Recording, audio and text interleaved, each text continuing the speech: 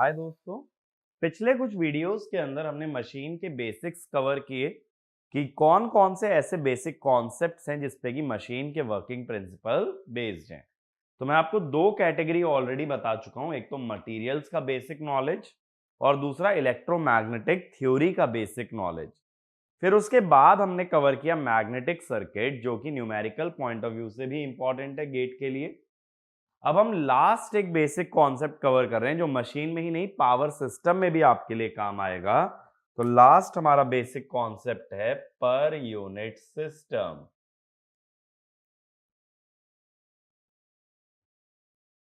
ठीक है, per unit system जो है ना कैलकुलेशन में हमें हेल्प आउट करता है। अब ये पर यूनिट सिस्टम क्या होता है, देखो जब हम कोई भी इलेक्ट्रिकल सिस्टम स्टडी करेंगे, चाहे मशीन, पावर सिस्टम, नेटवर्क, चाहे कोई भी सिस्टम हो, जब कोई इलेक्ट्रिकल सिस्टम स्टडी करते हैं तो कौन कौन सी क्वांटिटीज आपको देखने मिलती हैं, ये बताओ मुझे। क्वांटिटीज क्या क्या आएंगी? एसी में बताना, डीसी में as such per unit system का ज्यादा रोल नहीं है। एक तो आएगी वोल्टेज, ठीक है, दूसरा आ जाएगा अपना करंट, तीसरा आ जाएगा अपना इम्पीडेंस, ठीक है, चौथा आ जाता है पावर। ये चार क्वांटिटीज हैं जो कि एक इलेक्ट्रिकल सिस्टम के अंदर जनरली हम यूज करते हैं। और पावर में भी मैं बात कर रहा हूं कॉम्प्लेक्स पावर की, यानी कि S equal to P plus J Q, और इंपिडेंस में Z equal to R plus J X, ठीक है। वोल्टेज में V angle delta, I angle pi, इस तरह सोचो। यानी देखो अगर ध्यान से देखोगे, मैंने वोल्टेज करंट तो पोलर फॉर्म में लिखे हैं, लेकिन हैं तो ये भी कॉम्प्लेक्स क्वांटिटी, इंपिडेंस और पावर भी हैं कॉम्प्लेक्स क्वांटिटी।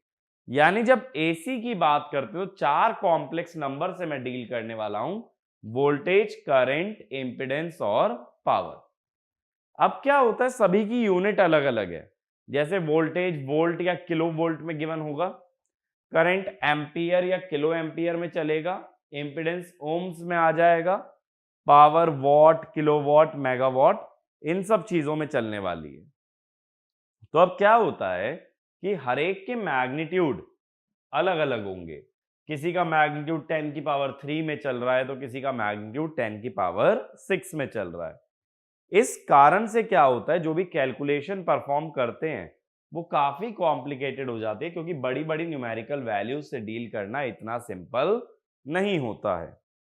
इसीलिए हम पर यूनिट सिस्टम की तरफ मूव करते हैं, जहां हर क्वांटिटी को एक पर्टिकुलर नंबर से डिवाइड कर देते हैं ताकि उसका मैग्नीट्यूड रिड्यूस हो जाए। ठीक है, तो ये वाला पॉइंट लिखना। Different quantities in an electrical system, different quantities in an electrical system have different magnitudes,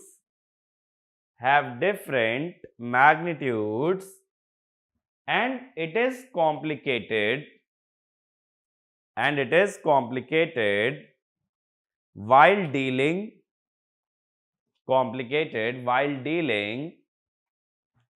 with such values,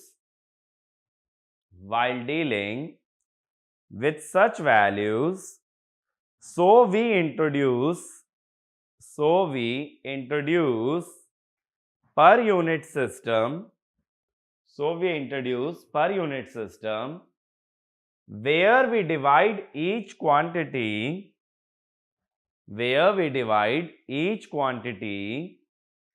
by a certain number which has the same unit as the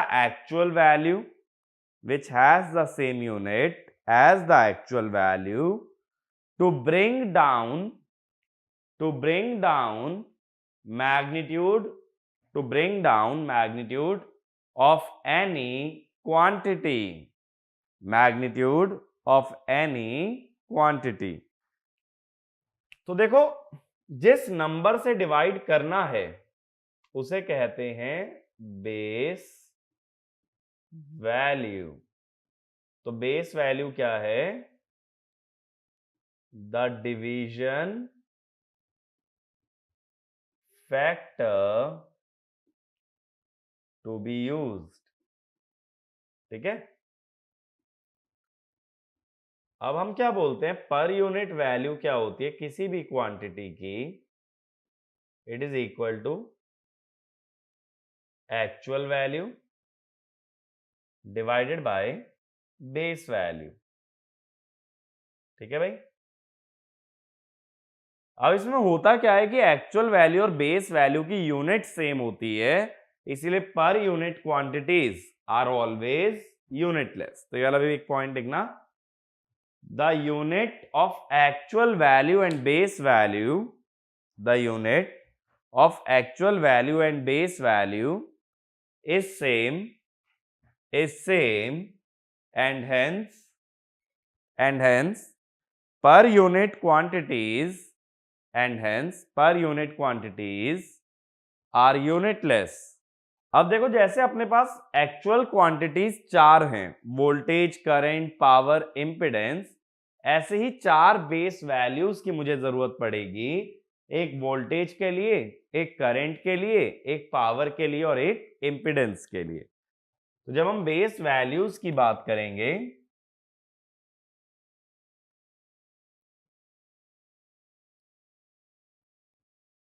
तो क्या क्या बेस वैल्यूज आएंगी मेरे पास?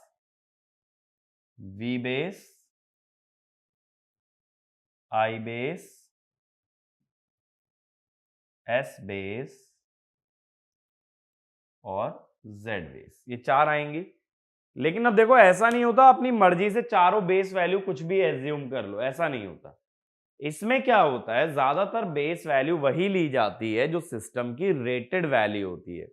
जैसे क्या होता है, मान लो कि हमने कोई मोटर खरीदी, तो मोटर की ना एक रेटेड स्पीड दे रखी होगी, भाई 500 आरपीएम पे चलती है, 220 वोल्ट पे चलेगी, इतने एम्पियर करंट ड्रॉ करेगी।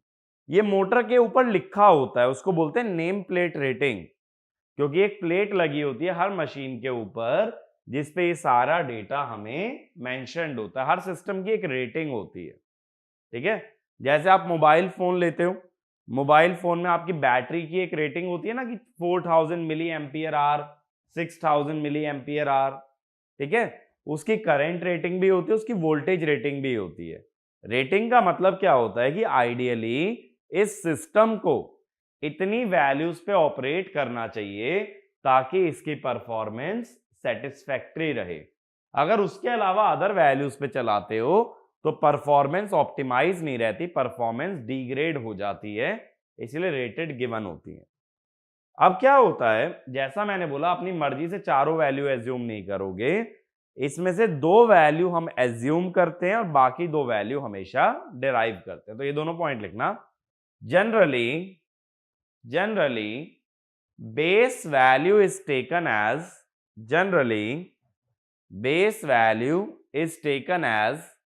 rated value of a system. Base value is taken as rated value of a system, and out of 4 base values, only 2 are assumed. Out of 4 base values, only 2 are assumed and other 2 are computed. ठीक है, तो generally जो known होती है ना base values, known base values, ठीक है, कौन कौन सी बेस वैल्यूज नोन होती हैं अक्सर?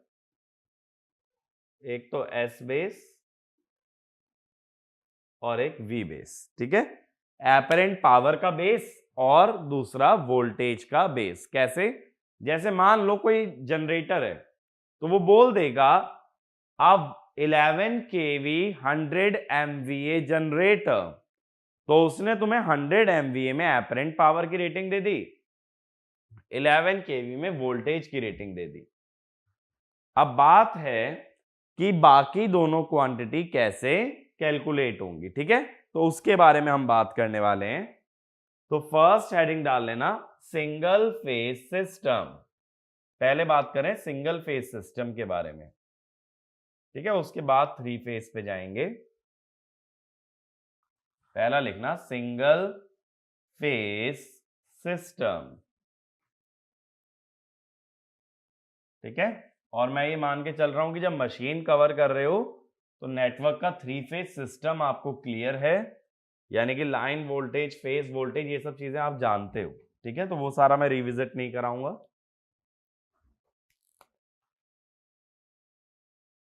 अब पहले हम बात कर रहे हैं भाई सिंगल फेज सिस्टम की। मैं अभी सिर्फ बात कर रहा हूं बेस वैल्यूज के बारे में। तो मुझे क्या पता है सिंगल फेज सिस्टम के अंदर भी नोन क्या है कि वोल्टेज का बेस कितना होगा और एपरेंट पावर का बेस कितना होगा। बची दो वैल्यूज आई बेस और जेड बेस। अब सिंगल फेज में एस क्या होता है, V इंटू आई। और देखो ये जो वोल्टेज बेस की बात करें ना, ये सब आरएमएस में चल रहा है। अब ऐसा मत सोचना एसी में पीक ले रहे हैं आरएमएस। जब मशीन पावर सिस्टम की बात आएगी तो वोल्टेज और करंट हमेशा आरएमएस में चलेंगे। अब ये एस होता है अगर वी आई, तो एस बेस क्या हुआ, वी बेस इंटू आई बेस। तो यहां से मुझे आई बेस मिल गया ना, ये हो गया अपना S base upon V base. अब बचा क्या, इंपिडेंस। इंपिडेंस सिंपली होता है वोल्टेज बाय करंट, इसीलिए हम लिख देंगे Z base is V base over I base. I base को लिखोगे S base upon V base,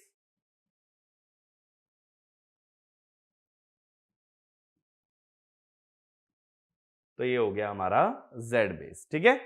तो चारों क्वांटिटीज आ गई हमारे पास, वोल्टेज, पावर, करंट और इंपिडेंस। अब देखो क्या होता है अगर वोल्टेज इन पीयू लिखना है, जैसा मैंने बोला V angle delta over V base. अब ये जो V बेस है ना, ये सिर्फ एक नंबर है, ये मत सोचना इसका कोई एंगल भी है। Base values are always real, ये वाला भी पॉइंट लिख लेना भले ही, base values are always real. तो I पर यूनिट में कैसे लिखोगे, I angle phi upon I base, यानी I by I base angle phi. S P U में कैसे लिखोगे, P plus J Q over S base, यानी P by S base plus J Q by S base. ऐसे impedance PU में कैसे लिखोगे, R plus J X over Z base, यानी R by Z base plus J X by Z base. अब देखो यहां से समझने वाली बात क्या है कि किसी भी क्वांटिटी का रियल और इमेजिनरी पार्ट दोनों का बेस सेम है। P और Q दोनों के लिए बेस क्या है, S। R और X दोनों के लिए बेस क्या है, Z। अब ऐसी गलती कभी मत कर देना, मान लो मैं क्वेश्चन ऐसा दे दूं, 11 kV 200 MVA alternator 0.9 power factor. अब तुम ऐसा मत करना, जो 200 MVA है वो तो है बेस, 0.9 के हिसाब से P और Q का बेस निकालना है, ऐसा मत करना। जो भी एपरेंट पावर है वही बेस होगा P और Q का। P और Q के लिए अलग अलग बेस नहीं डिफाइन करते, ठीक है। तो अलग एक पॉइंट लिखो, the real and imaginary parts of a quantity, the real and imaginary parts of a quantity always have the same base, always have the same base and also and also base value of s and z are independent of power factor. S and z are independent of power factor. ठीक है। अब देखो three phase में जब जाते हैं तो यही चीज थोड़ी सी कॉम्प्लिकेटेड हो जाती है। क्यों कॉम्प्लिकेटेड हो जाती है? क्योंकि वहां दो तरह की क्वांटिटीज के बारे में बात होने लगेगी, लाइन और फेज। फिर चाहे करंट हो या वोल्टेज, वोल्टेज में भी लाइन वोल्टेज फेज वोल्टेज होगी, करंट में भी लाइन करंट और फेज करंट। तो नेक्स्ट हेडिंग डाल लेना थ्री फेज सिस्टम। ठीक है, next is your three phase system.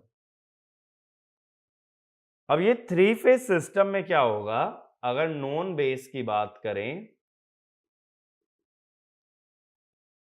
S base होगा, लेकिन ये पूरी थ्री फेज की पावर होगी। ये मत सोचना ये हर फेज की इंडिविजुअल पावर है, टोटल तीनों फेज की मिला के पावर है। और ऐसे ही वी बेस, ये जो वी बेस होता है ना, ये line to line RMS voltage होती है। हमेशा ध्यान रखना एक पॉइंट कि जब कभी थ्री फेज सिस्टम की बात करेंगे तो जब तक वोल्टेज के साथ कुछ भी स्पेसिफाइड ना हो, हमेशा उसे माना जाएगा लाइन टू लाइन वोल्टेज। तो ये वाला भी पॉइंट लिख लेना। In three phase system, if three phase system, if nothing is specified in three phase system, if nothing is specified, we assume each voltage as line to line RMS voltage, each voltage as line to line RMS voltage. ठीक है, इतना हमें given होगा। अब इसके बाद क्या होगा, अगर हम बात करते हैं, दो तरह के कनेक्शन होते हैं, एक तो स्टार कनेक्शन, एक डेल्टा कनेक्शन। तो पहले भाई मैं स्टार कनेक्शन के बारे में बात कर रहा हूं। ठीक है, स्टार कनेक्शन में हमें क्या क्या चाहिए, एक तो करंट का बेस चाहिए और दूसरा हमें चाहिए इंपेडेंस का बेस। अब देखो, सबसे पहले अगर मैं बात करूं फेज वोल्टेज के बेस की, हमेशा ये ध्यान रखना थ्री फेज सिस्टम में लाइन और फेज दोनों क्वांटिटीज का बेस अलग अलग होता है। तो स्टार में फेज वोल्टेज क्या होती है, फेज वोल्टेज होती है लाइन बाय √3, लाइन का बेस है वी बेस अपॉन √3। ठीक है, तो ये आ गया फेज वोल्टेज का बेस।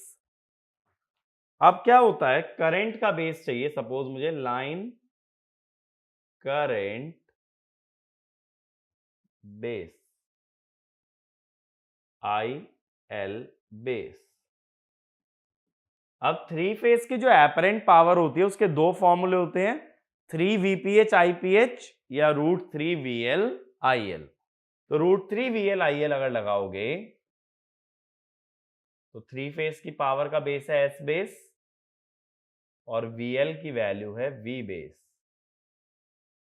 ठीक है, तो S base by √3 V base. तो मैंने क्या किया, √3 VL IL equal to S, और इसी को I बेस मैंने बोल दिया। अब इसके बाद बात है, अगर फेज करंट के बेस की बात करें,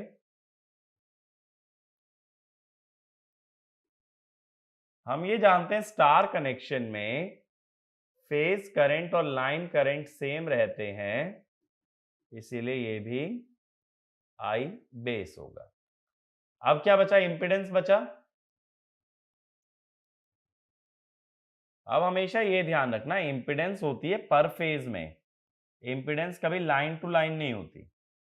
इसीलिए जब करंट वोल्टेज और करंट का रेशियो लोगे तो कौन सी वैल्यूज लोगे?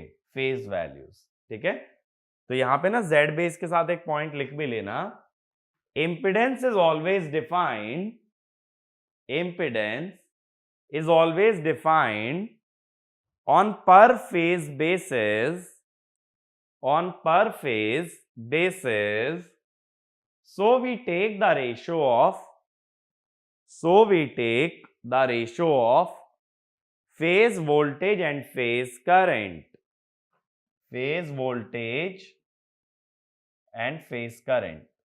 VPH बेस है V base by √3, IPH base है I बेस। अब I बेस की अगर वैल्यू डाल दी जाए क्या होगी? S base by √3 V base. √3 से √3 कट गया, V base square by S base. ठीक है, तो ये हो जाता है अपना Z बेस। ये बात क्लियर है?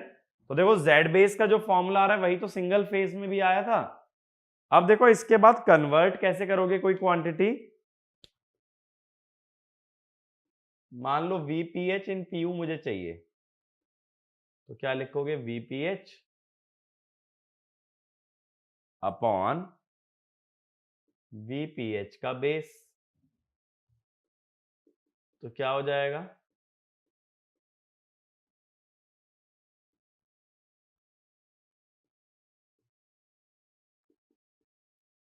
ये हुआ √3 VPH अपॉन V बेस।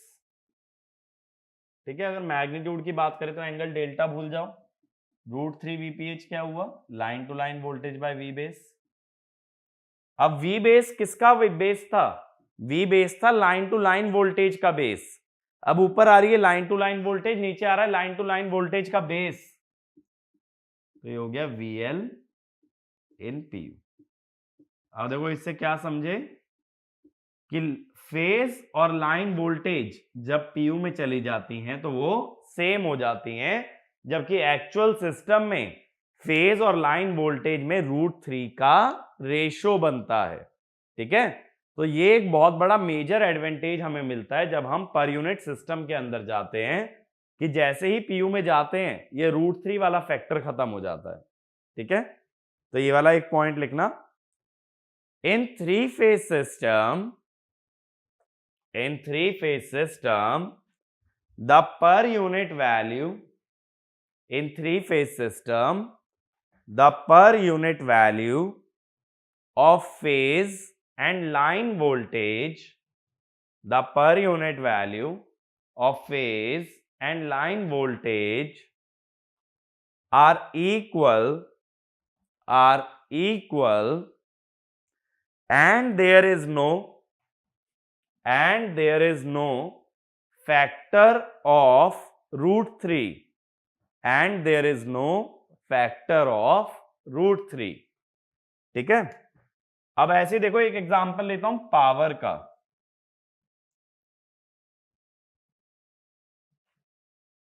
बात समझना, यहां पर एपरेंट पावर होगी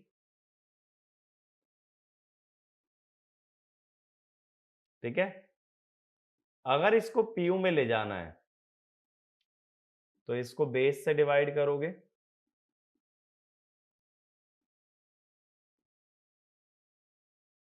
S बेस कितना है हमारा? अभी मैंने लिखा था √3 V बेस I बेस। ठीक है, यहां से देख लो ना, √3 V बेस I बेस कितना है? S base. √3 से √3 कटा, VL बाय V बेस, ये हो गया VL in PU, IL by I base, IL in PU। और मैंने बताया लाइन और फेस का पर यूनिट वैल्यू सेम होता है, यानी देखो पावर में से भी √3 या 3 का फैक्टर हट जाता है। ठीक है, तो ये नोट कर लो पहले। इसके बाद ये पॉइंट लिखना, in three phase power in PU, in three phase power in PU, there is no factor of there is no factor of √3 or 3, there is no factor of √3 or 3, and hence we can say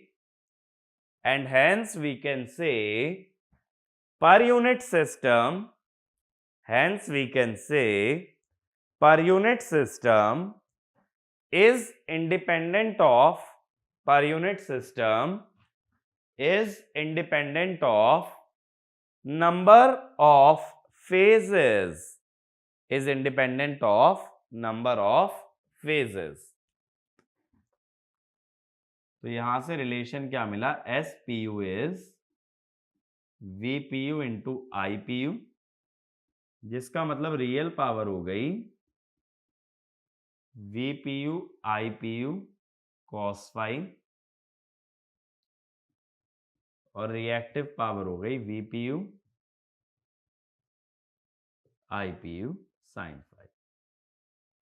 ठीक है, अब मैं phase और line क्यों नहीं लिखा V और I के साथ, क्योंकि मुझे पता है पर यूनिट वैल्यू फेज और लाइन की सेम होती है, तो इसलिए मैं सिंपली लिख दिया हूं VPU और IPU। अब देखो, कभी भी पर यूनिट क्वांटिटी से वापस एक्चुअल में आना है, तो एक्चुअल से PU में कैसे आए थे, बाय डिवाइडिंग बाय बेस। तो PU से एक्चुअल कैसे जाओगे, बाय मल्टीप्लाइंग बाय बेस। तो बेस से मल्टीप्लाई करना, अब मान लो फेज वोल्टेज निकाल रहे हो तो फेज के बेस से मल्टीप्लाई करोगे, लाइन निकाल रहे हो तो लाइन के बेस से मल्टीप्लाई करोगे, यानी जो क्वांटिटी निकाली जा रही है उसी के बेस से मल्टीप्लाई करना है। तो ये अलग एक पॉइंट लिखो, while computing actual value from per unit value, actual value from per unit value, we multiply it by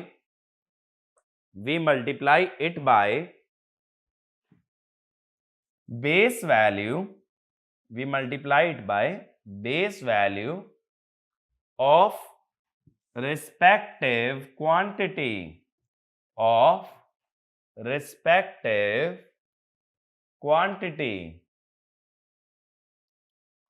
ठीक है, ये सब जो पॉइंट्स बता रहा हूं ना, ये छोटे छोटे पॉइंट्स बहुत ज्यादा इंपॉर्टेंट है जब कभी पर यूनिट सिस्टम का यूज करोगे। अब देखो, थ्री फेज में याद रखने वाली बातें क्या क्या है। पहली बात कि लाइन और फेज दोनों का बेस अलग अलग डिफाइन करना पड़ता है। बेस अलग अलग डिफाइन करके फायदा ये होता है दोनों की पर यूनिट वैल्यू सेम आती है। पर यूनिट वैल्यू सेम आने से फायदा क्या होता है कि थ्री फेज सिस्टम में जो हम कॉमन मिस्टेक करते हैं कि कहीं √3 भूल गए, कहीं 3 भूल गए, वो सारे फैक्टर पहले ही एलिमिनेट हो जाते हैं। अब जो दूसरा केस लेते हैं इसका, डेल्टा कनेक्शन। ठीक है, सेम प्रोसेस फॉलो कर रहे हैं। सबसे पहले फेज वोल्टेज बेस। अब डेल्टा में मुझे पता है कि फेज और लाइन सेम होते हैं, फेज वोल्टेज और लाइन वोल्टेज सेम होते हैं, तो ये हो गया V बेस के बराबर। ठीक है, जो लाइन टू लाइन का बेस है वही बेस किस में चलेगा, फेज वोल्टेज में, because in delta connection phase and line voltage are same. तो भले ही ना एक बॉक्स बना के पॉइंट टू रिमेंबर बना के लिख भी सकते हो, in star connection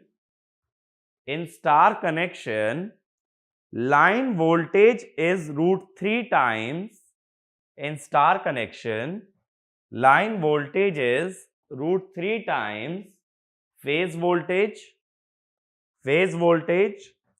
but line current equal to phase current,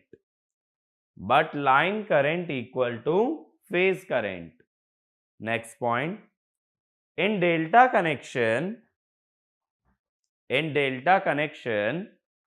line voltage equal to phase voltage, in delta connection line voltage equal to phase voltage, but line current equal to √3 times phase current,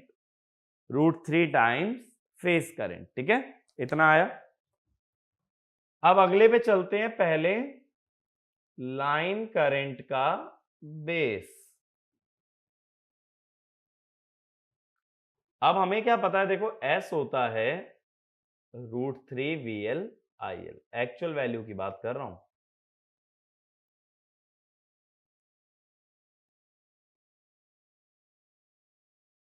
तो base में मैंने सभी quantities का base ले लिया, तो यहां से IL बेस कितना आया,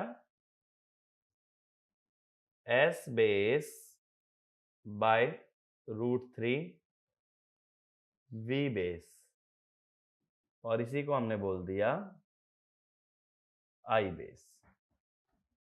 अब इसके बाद अगला हमें चाहिए फेज करंट बेस। अभी मैंने लिखवाया कि डेल्टा में line current √3 times phase current होता है, तो फेज करंट कितना होगा, लाइन करंट बाय √3, यानी I बेस बाय √3। और लास्ट क्या बचा भाई, Z बेस। मैंने बताया था इंपेडेंस हमेशा पर फेज होती है, इसीलिए यहां क्या लिखोगे, VPH base over IPH base. अब VPH बेस अभी मैंने लिखा था V बेस ही है, IPH बेस कितना है, I base by √3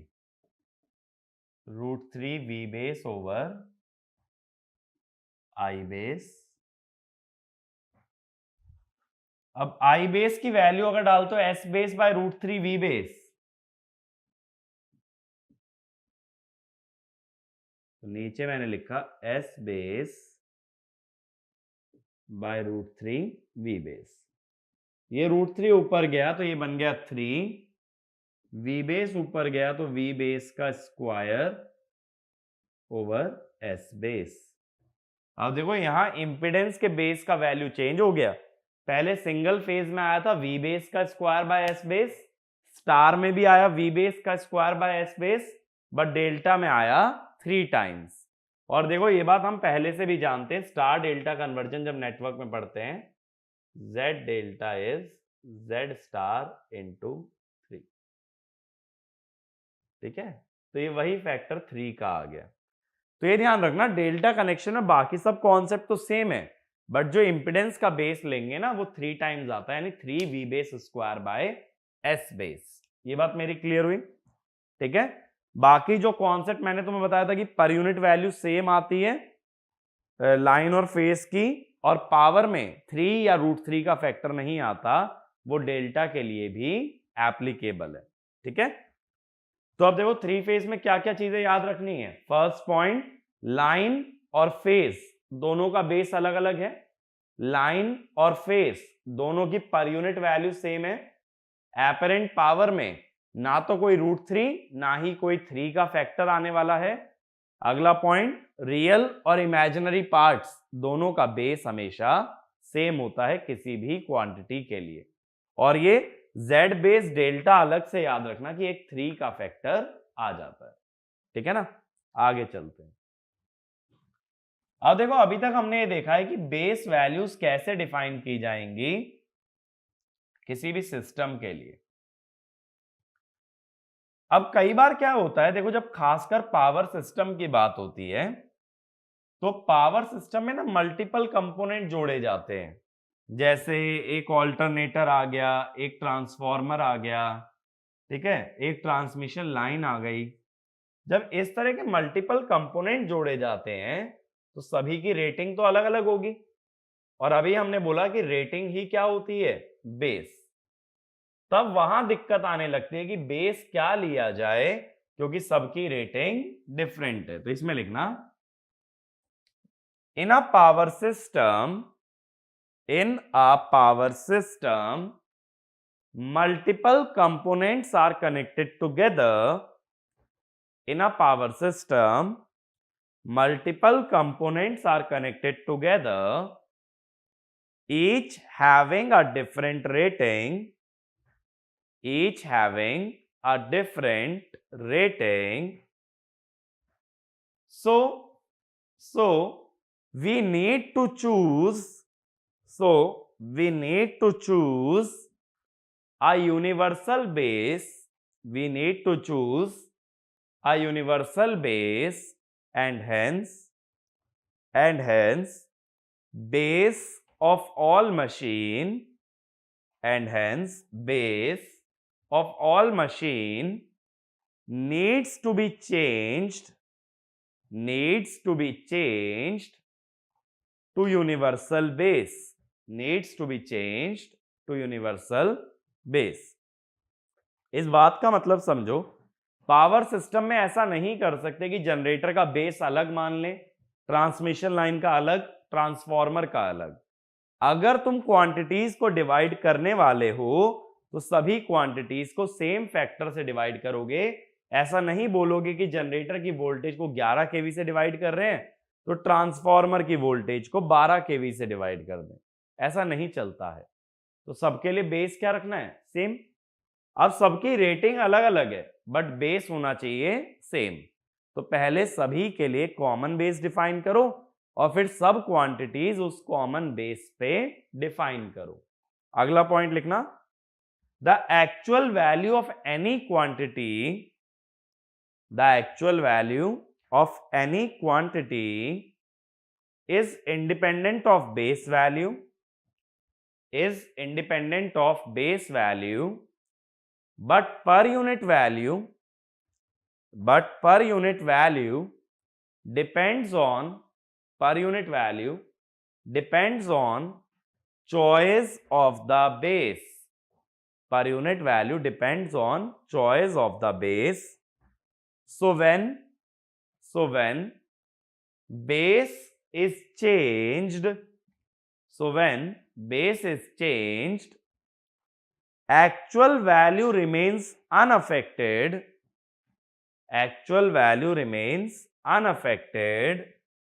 but per unit value changes.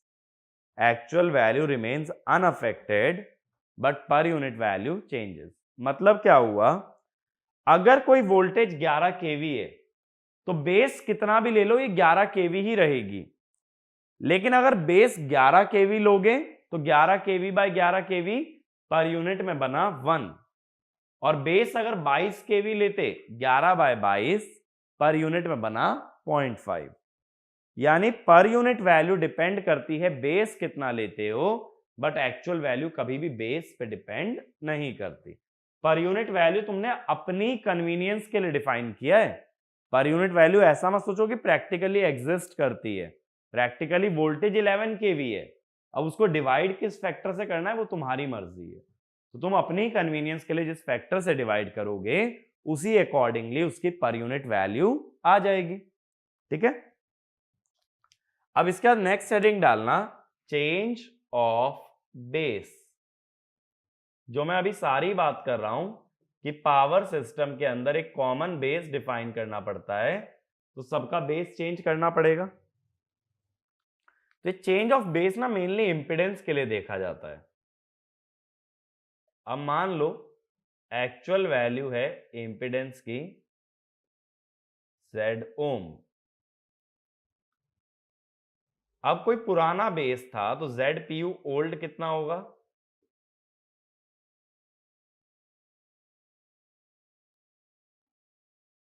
ठीक है, और ZPU न्यू कितना होगा अगर किसी नए बेस पे ले जा रहे हो? तो मैंने बोला एक्चुअल वैल्यू तो सेम रहेगी, बस चेंज क्या हो जाएगा? PU value. अब अगर मैं कहूं कि ZPU न्यू मुझे चाहिए ZPU ओल्ड की टर्म्स में, उसके लिए ना Z ओम यहां से डाल दो। Z ओम कितना होगा? ZPU old into Z base old, ZPU old into Z base old, ये हो गया Z ओम अपॉन Z बेस न्यू। यानी दोनों बेस इंपीडेंस का रेशो आ जाएगा।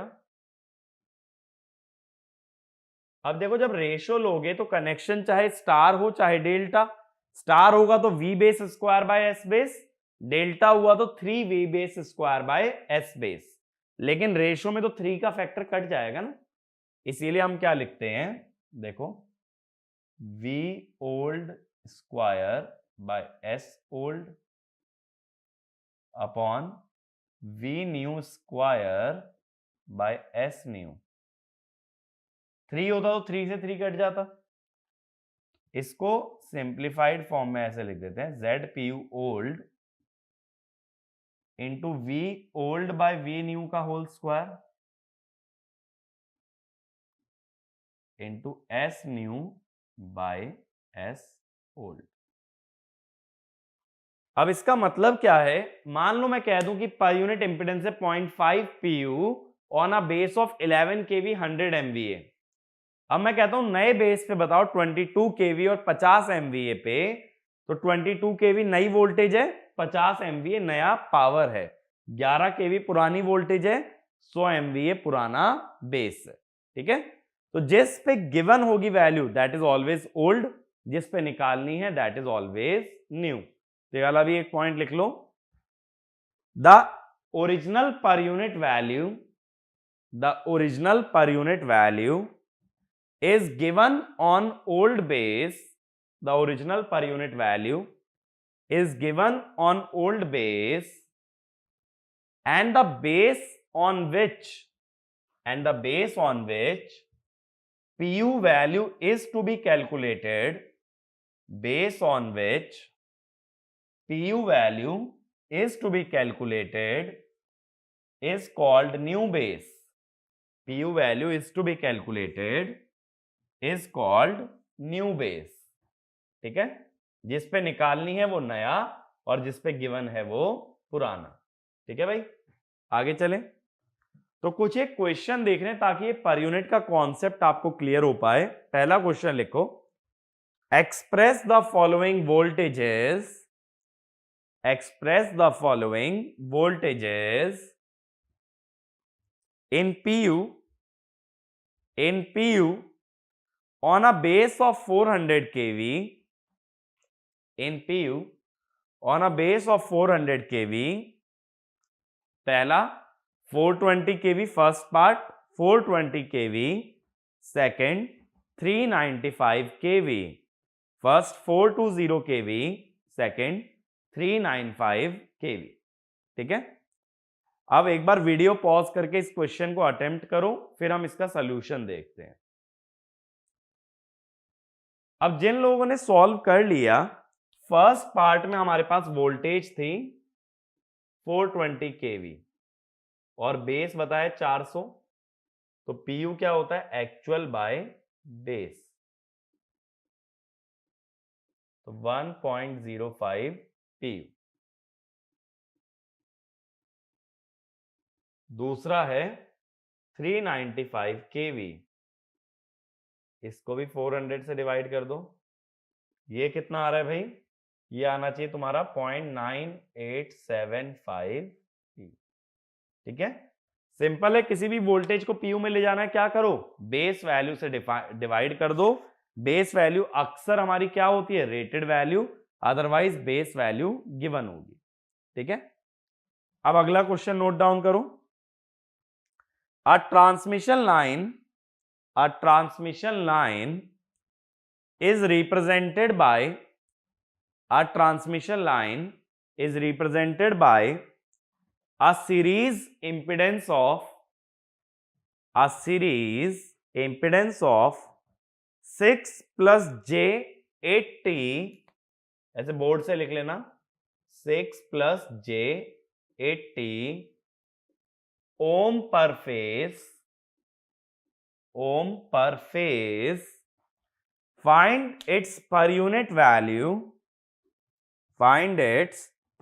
value on a base of 132 kV, on a base of 132 kV and 10 MVA, 132 kV and 10 MVA। तो again देखो, एक बार वीडियो पॉज करो, इस क्वेश्चन को ट्राई करो। अब जो लोग अटेम्प्ट कर चुके हैं, हम लोग सॉल्यूशन देखते हैं। ये इंपेडेंस ओम्स में गिवन है, ठीक है। अब देखो जो पावर सिस्टम में एक रूल पढ़ोगे कि जब कभी ट्रांसमिशन लाइन हो इसको हमेशा स्टार कनेक्शन की तरह ट्रीट करना। अब इंपेडेंस जब ओम्स में गिवन है तो पीयू में कैसे आओगे, बेस से डिवाइड करके। स्टार कनेक्शन में जेड बेस क्या होता है, V base square over S base. Voltage बताइए 132 केवी, केवी की वजह से 10 की पावर 6 ओवर 10 MVA, मेगा की वजह से 10 की पावर 6। ठीक है, तो अब ZPU क्या हो जाएगा, 6 + J80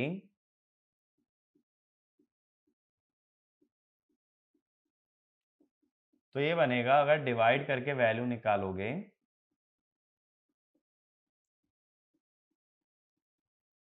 तो हम लोग क्या कर रहे हैं, बड़ी बड़ी वैल्यूज से छोटी वैल्यूज पे आ जा रहे हैं बाय मींस ऑफ पीयू।